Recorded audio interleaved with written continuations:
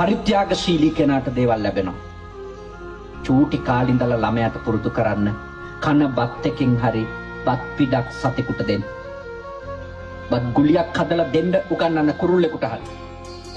හම්බ වෙන පාන් කෑල්ලෙන් හරි කොටසක් දෙන්න උගන්වන්න. ඔබ ඔබේ දරුවන්ට ඇත්තටම ආදරෙයි නම් ඒගොල්ලන්ට පුහුණු කරන්න ඕනේ දීම. තියෙන කොපි පොත් ටික පැන්සල් ටිකෙන් එකක් හරි නැති ළමයෙකුට දෙන්න උගන්වන්න. දෙන ළමයා දෙන්න සෝදපු අත්‍යති ළමයා දැක්කම ප්‍රශංසා කරන්න. එයා අගය කරන්න. දෙන්න පුහුණු කරන්න. ඔබේ දරුවෝ සංසාරේ කවදාවත් අඩුවක් නැතුව ජීවත් වෙයි. ඔය දෙන්න හදනකොටම නැති වෙයි, අපිට මදි වෙයි, අඩු වෙයි. ඔහොම හිතලා බය වෙනව නේද? ඒගොල්ලන්ට ඉතින් අඩුම තමයි.